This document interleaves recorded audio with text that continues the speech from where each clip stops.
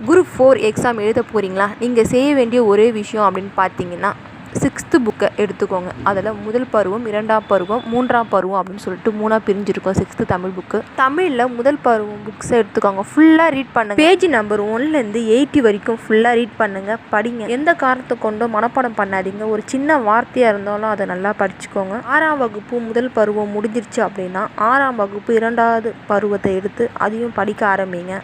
இந்த புக்கையும் 1 டைம் படித்து முடிச்சதுக்கப்புறம் 3ஆம் பருவம் 6th புக்கை எடுத்து படிக்க ஆரம்பிங்க. அதையும் நல்லா படிச்சுக்கோங்க. மனப்பாடம் பண்ணாமல் அதை நல்லா புரிஞ்சுக்கிட்டு படிங்க. நீங்கள் புக்ஸை திரும்ப திரும்ப படிக்க ஆட்டோமேட்டிக்காக உங்களுக்கு புரிய ஆரம்பிச்சிடும். யார் இவர், எதனால் இவருக்கு இந்த பேர் வந்துச்சு, இந்த கதை மூலியமாக என்ன தெரிஞ்சது அப்படின்னு உங்களுக்கு தெரிய ஆரம்பிச்சிடும். அதனால் இந்த கதை வந்துச்சு, யார் கொடுத்தாங்க, யார் வாங்கினாங்க, எங்கேருந்து வந்துச்சு, இந்த டீட்டெயிலாம் நீங்கள் படித்தா மட்டும் தான் உங்களுக்கு புரியும். இதே மாதிரி ஒவ்வொரு புக்காக படிக்க ஆரம்பிங்க. 6th 12th வரைக்கும் தமிழ் புக்ஸ் எல்லாத்தையும் படிங்க. காரணத்தை கொண்டு கொஸ்டின் பேப்பரை படிக்காதீங்க. இந்த புக்ஸ்லாம் படித்து முடிச்சதுக்கப்புறம் அந்த கொஸ்டின் பேப்பர்